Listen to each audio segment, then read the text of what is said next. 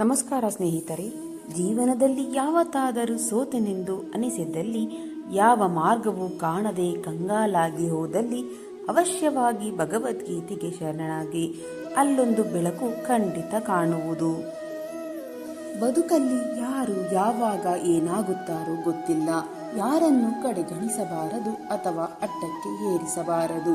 ಕೆಲವರಿಗೆ ಅವಕಾಶ ಸಿಗಬಹುದು, ಮತ್ತೆ ಕೆಲವರಿಗೆ ಅದೃಷ್ಟ ಒಲಿಯಬಹುದು. ಕಾಲ ಹೀಗೆ ಇರುವುದಿಲ್ಲ. ಕಲ್ಲಿಗೆ ಸುಂದರವಾದ ಆಕಾರ ಬರಬೇಕಾದರೆ ಉಳಿಯ ಪೆಟ್ಟು ಬೀಳಲೇಬೇಕು.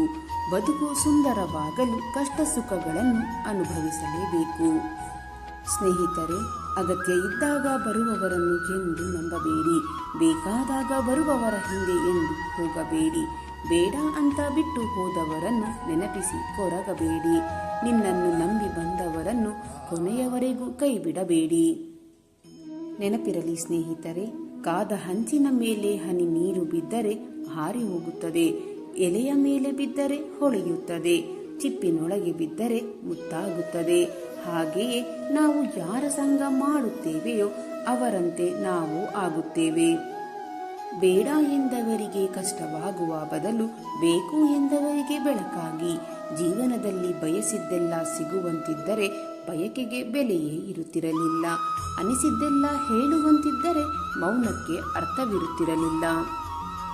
ಹಣದಿಂದ ಬರುವ ಗೌರವ ದೀಪದ ಬೆಳಕಂತೆ. ದೀಪದ ಎಣ್ಣೆ ಇರುವವರೆಗೆ ಮಾತ್ರ. ಒಳ್ಳೆಯತನಕ್ಕೆ ಸಿಗುವ ಗೌರವ ಸೂರ್ಯನಂತೆ. ಸೃಷ್ಟಿ ಇರುವವರೆಗೂ ಬೆಳಗುತ್ತದೆ.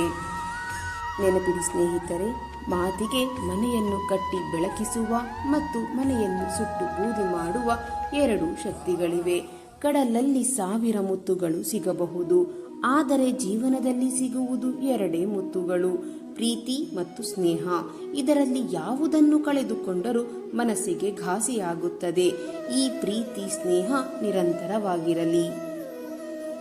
ಮನುಷ್ಯನು ಮುಹೂರ್ತವಿಲ್ಲದೆ ಹುಟ್ಟುತ್ತಾನೆ, ಮುಹೂರ್ತವಿಲ್ಲದೆ ಸಾಯುತ್ತಾನೆ. ಆದರೂ ಕೂಡ ಜೀವನ ಪರ್ಯಂತ ಶುಭ ಮುಹೂರ್ತದ ಹಿಂದೆ ಓಡುತ್ತಲೇ ಇರುತ್ತಾನೆ. ಜೀವನದಲ್ಲಿ ಎಲ್ಲರ ಮುಂದೆ ಸಣ್ಣವರಾಗಿ ಬದುಕಲು ಕಲಿಯಿರಿ. ದೊಡ್ಡಸ್ತಿಕೆಯ ಪ್ರದರ್ಶನ ಬೇಡ. ಪ್ರಾಮಾಣಿಕತೆಯಿಂದ ದೂರ ಸರಿಯಬೇಡ. ಇದ್ದದ್ದನ್ನು ಇದೆ ಎಂದು ತೋರಿಸಲು ಹೋಗಬೇಡ. ಜೇನುಹುಳು ಕೂಡಿಟ್ಟ ತುಪ್ಪ, ಜಿಪುಣ ಕೂಡಿಟ್ಟ ಹಣ ಎರಡೂ ಒಂದೇ. ಅವು ಯಾವತ್ತಿದ್ದರೂ ಪರರ ಪಾಲು. ಜೀವನಕ್ಕೆ ಹಣ ಮುಖ್ಯವೇ ಹೊರತು ಹಣವೇ ಜೀವನವಾಗಬಾರದು. ನಿಮ್ಮ ಕರ್ತವ್ಯದಿಂದ ದೂರ ಓಡಬೇಡಿ.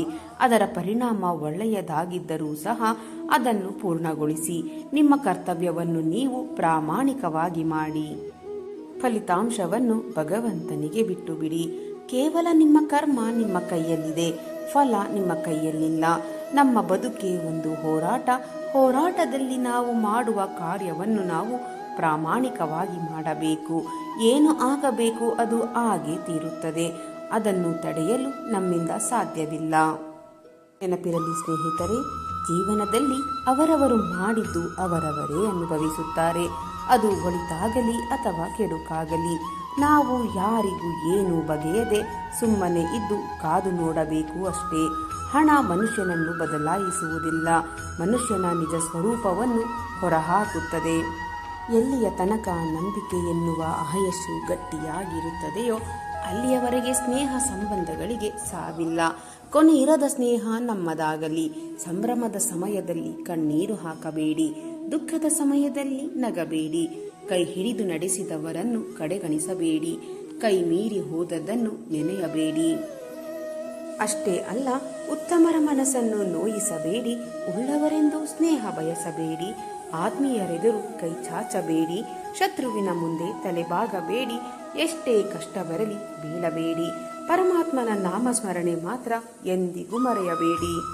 ವ್ಯಕ್ತಿಯು ಪರಿಸ್ಥಿತಿಯ ಕೈಗೊಂಬೆಯಾದಾಗ ಅವನಾಗಲಿ ಅವನ ನಿಜವಾದ ವ್ಯಕ್ತಿತ್ವವಾಗಲಿ ಮಾತನಾಡುವುದಿಲ್ಲ. ಅವನು ಎದುರಿಸುತ್ತಿರುವ ಪರಿಸ್ಥಿತಿ, ಸಮಯ, ಸಂದರ್ಭಗಳು ಮಾತನಾಡುತ್ತವೆ. ನಿಮಗಿದು ತಿಳಿದಿರಲಿ ಸ್ನೇಹಿತರೆ, ಜೀವನದಲ್ಲಿ ಎಲ್ಲ ಪಾಠಗಳನ್ನು ಪುಸ್ತಕವೇ ಕಲಿಸುವುದಿಲ್ಲ.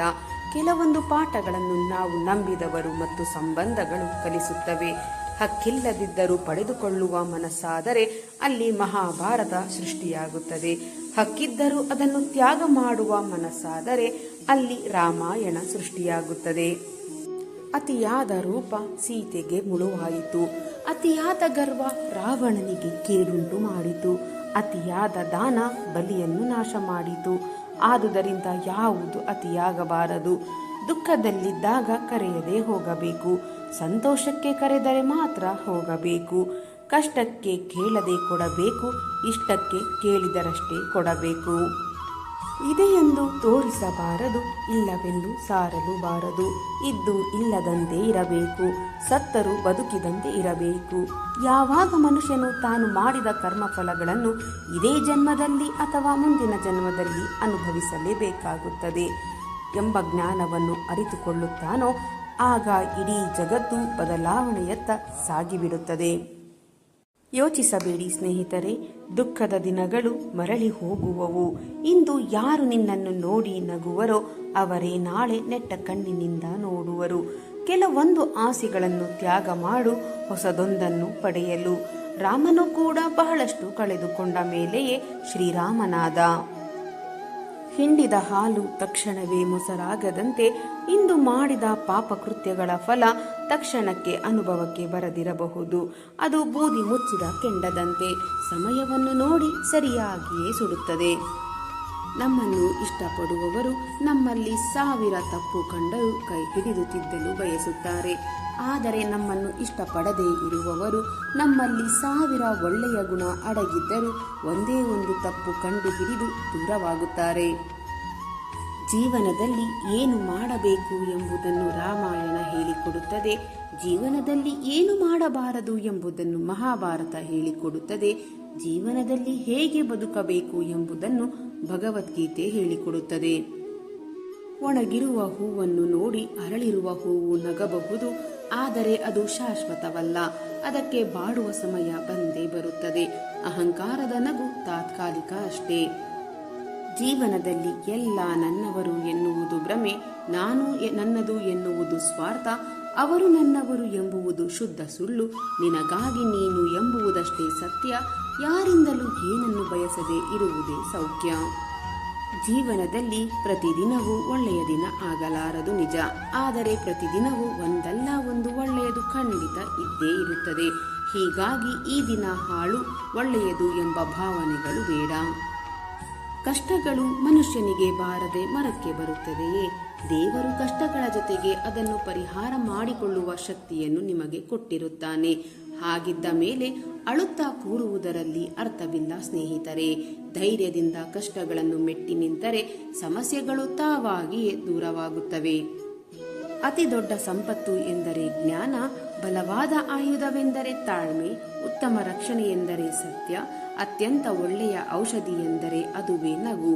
ವಿಸ್ಮಯವೇನೆಂದರೆ ಇವೆಲ್ಲವೂ ಪ್ರಪಂಚದಲ್ಲಿ ದುಡ್ಡಿಲ್ಲದೆ ಸುಲಭವಾಗಿ ಸಿಗುವಂಥದ್ದು. ಹೊರಗಿನ ಅಲಂಕಾರಕ್ಕಿಂತ ಒಳಗಿನ ಗುಣ ಬಹಳ ಮುಖ್ಯ. ವಿಷ ತುಂಬಿದ ಚಿನ್ನದ ಪಾತ್ರೆಗಿಂತ ಜೇನು ತುಂಬಿದ ಮಣ್ಣಿನ ಮಡಿಕೆ ಹೆಚ್ಚು ಮೌಲ್ಯಯುತವಾದದ್ದು. ಯಾರಲ್ಲಿ ಕೋಪ ಮತ್ತು ಅಹಂಕಾರಗಳೆಂಬ 2 ಗುಣಗಳಿದೆಯೋ ಅವರಿಗೆ ಶತ್ರುಗಳ ಅಗತ್ಯವೇ ಇಲ್ಲ. ಅವರನ್ನು ನಾಶ ಮಾಡಲು ಆ 2 ಗುಣಗಳೇ ಸಾಕು. ನೀನು ಯಾರನ್ನು ಅತಿಯಾಗಿ ನಂಬುತ್ತೀಯೋ ಅವರಿಂದಲೇ ನಿನಗೆ ಜೀವನದಲ್ಲಿ ಮೋಸವಾಗುತ್ತದೆ. ನಮ್ಮನ್ನು ಇಷ್ಟಪಡುವ ವ್ಯಕ್ತಿಗಳು ನಾವು ಹೇಗೆ ಇದ್ದರೂ ಹೊಂದಿಕೊಂಡು ಹೋಗುತ್ತಾರೆ. ಇಷ್ಟವಿಲ್ಲದ ವ್ಯಕ್ತಿಗಳು ನಾವು ಎಷ್ಟೇ ಹೊಂದಿಕೊಂಡು ಹೋದರೂ ದೂರವಾಗುತ್ತಾರೆ. ಹಣ ಎಂಬುವುದು ಅಪರೂಪಕ್ಕೆ ಜನರನ್ನು ಒಗ್ಗೂಡಿಸುತ್ತದೆ. ಬಹುಪಾಲು ಸಂದರ್ಭದಲ್ಲಿ ಜನರ ನಡುವೆ ಬಿರುಕನ್ನೇ ಮೂಡಿಸುತ್ತದೆ. ಗುರಿ ಇದ್ದು ಪ್ರಯತ್ನಿಸದೇ ಇದ್ದರೆ ಅದು ಬರೀ ಕನಸು. ಗುರಿ ಇಲ್ಲದೆ ಪ್ರಯತ್ನಿಸುವುದು ಸಮಯ ವ್ಯರ್ಥ. ಗುರಿ ಹಾಗೂ ಪ್ರಯತ್ನ ಎರಡೂ ಇದ್ದರೆ ನೀವು ಜಗತ್ತನ್ನೇ ಬದಲಾಯಿಸಬಹುದು. ಜೀವನದಲ್ಲಿ ನೀವು ಎಲ್ಲರನ್ನು ಮೆಚ್ಚಿಸಲು ಪ್ರಯತ್ನಿಸಿದರೆ ನೀವು ಯಾರನ್ನು ಮೆಚ್ಚಿಸುವುದಿಲ್ಲ. ಇತರರ ಸಂತೋಷಕ್ಕಾಗಿ ನಿಮ್ಮ ಜೀವನವನ್ನು ನಡೆಸುವುದು ಅಸಾಧ್ಯ. ಸಾಧನೆ ಮಾಡಬೇಕು ಎನ್ನುವುದು ಏನೂ ಇಲ್ಲ. ಸರಳತೆಯಿಂದ ಇದ್ದು ಒಳ್ಳೆಯದನ್ನು ಮಾಡುತ್ತಾ ಹೋದರೆ ಅದೇ ಒಂದು ದೊಡ್ಡ ಸಾಧನೆ. ಜೀವನದಲ್ಲಿ ತಡವಾಗಿ ಸಿಕ್ಕ ಯಶಸ್ಸು ವ್ಯಕ್ತಿತ್ವವನ್ನು ರೂಪಿಸುತ್ತದೆ. ತಕ್ಷಣವೇ ಸಿಕ್ಕ ಯಶಸ್ಸು ಅಹಂಕಾರವನ್ನು ಸೃಷ್ಟಿಸುತ್ತದೆ. ಮರದ ಮೇಲೆ ಕುಳಿತ ಹಕ್ಕಿಗೆ ಕೊಂಬೆ ಮುರಿದು ಬೀಳುವ ಭಯವಿರುವುದಿಲ್ಲ, ಏಕೆಂದರೆ ಅದು ನಂಬಿರುವುದು ತನ್ನ ರೆಕ್ಕೆಗಳನ್ನೇ ಹೊರತು ಕೊಂಬೆಯನ್ನಲ್ಲ. ಹಾಗೆಯೇ ನಮ್ಮ ಸಾಮರ್ಥ್ಯದ ಮೇಲೆ ನಮಗೆ ಸದಾ ಆತ್ಮವಿಶ್ವಾಸವಿರಲಿ. ಹಣ, ಸಂಪತ್ತು, ಗೆಳೆತನ, ಬಾಂಧವ್ಯ ಇವೆಲ್ಲವನ್ನು ಕಳೆದರೂ ಬದುಕಬಹುದು. ಆದರೆ ನೆನಪಿಡಿ ಸ್ನೇಹಿತರೆ, ನಿನ್ನನ್ನೇ ನೀನು ಕಳೆದುಕೊಂಡರೆ ಬದುಕುವುದು ತುಂಬ ಕಷ್ಟ. ನಿಮ್ಮ ಕೆಲಸಕ್ಕೆ ನೀವು ತಲೆಬಾಗಿದರೆ ಬೇರೆ ಯಾರಿಗೂ ತಲೆಬಾಗುವ ಅವಶ್ಯಕತೆಯೇ ಇರುವುದಿಲ್ಲ. ಅದೇ ನಿಮ್ಮ ಕೆಲಸವನ್ನು ನೀವು ಕಡೆಗಣಿಸಿದರೆ ಎಲ್ಲರಿಗೂ ತಲೆಬಾಗಲೇಬೇಕಾಗುತ್ತದೆ. ಜೀವನದಲ್ಲಿ ಯಾರು ನಿಮಗಾಗಿ ಕಾಯುತ್ತಾರೋ ಅವರಿಗಾಗಿ ಬದುಕಿ, ಯಾರು ನಿಮಗಾಗಿ ಅಳುತ್ತಾರೋ ಅವರನ್ನು ನಗಿಸಿ, ಯಾರು ನಿಮಗಾಗಿ ಪ್ರತಿ ಕ್ಷಣ ಹಂಬಲಿಸುತ್ತಾರೋ ಅವರನ್ನು ಪ್ರೀತಿಸಿ. ಚಿಂತೆ ಎಂದರೆ ತೊಂದರೆಗೆ ಮುಂಚಿತವಾಗಿ ಪಾವತಿಸುವ ಬಡ್ಡಿ. ಆದ್ದರಿಂದ ನಿಮ್ಮ ಭವಿಷ್ಯಕ್ಕಾಗಿ ಎಂದಿಗೂ ಚಿಂತಿಸಬೇಡಿ. ನಿಮ್ಮ ಪ್ರಸ್ತುತವನ್ನು ಆನಂದಿಸಿ, ಅಸಾಧಾರಣವಾದ ದಿನವನ್ನು ಹೊಂದಿರಿ. ತಿಳುವಳಿಕೆಗಿಂತ ನಡವಳಿಕೆಯೇ ತುಂಬ ಮುಖ್ಯ, ಏಕೆಂದರೆ ಕೆಲವೊಮ್ಮೆ ತಿಳುವಳಿಕೆ ಸೋಲಬಹುದು, ಆದರೆ ಉತ್ತಮ ನಡವಳಿಕೆ ಎಂದಿಗೂ ಸೋಲುವುದಿಲ್ಲ. ದುಡ್ಡು ಇವತ್ತಲ್ಲ ನಾಳೆ ಸಂಪಾದಿಸಬಹುದು, ಆದರೆ ಯಾವಾಗಲೂ ನಮ್ಮ ಜೊತೆ ನಿಲ್ಲುವ ವ್ಯಕ್ತಿಯನ್ನು ಕಳೆದುಕೊಂಡರೆ ಮತ್ತೆ ಸಂಪಾದಿಸಲು ಸಾಧ್ಯವೇ ಇಲ್ಲ. ಸ್ನೇಹಿತರೆ, ಇಂದಿನ ಈ ನನ್ನ ವಿಡಿಯೋ ನಿಮ್ಮ ಮನಸ್ಸಿಗೆ ಸ್ವಲ್ಪವಾದರೂ ಪ್ರೇರಣೆ ನೀಡಿದರೆ ವಿಡಿಯೋಗೆ ಒಂದು ಲೈಕ್ ಮಾಡಿ, ಶೇರ್ ಮಾಡಿ.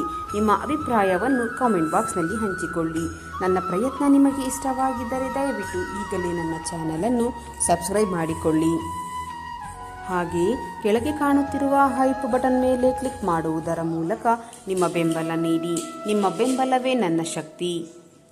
ಮತ್ತೆ ಮುಂದಿನ ವಿಡಿಯೋದಲ್ಲಿ ಇದೇ ರೀತಿಯ ಹೊಸ ಮೋಟಿವೇಶನಲ್ ಮಾಹಿತಿಯೊಂದಿಗೆ ಭೇಟಿಯಾಗೋಣ.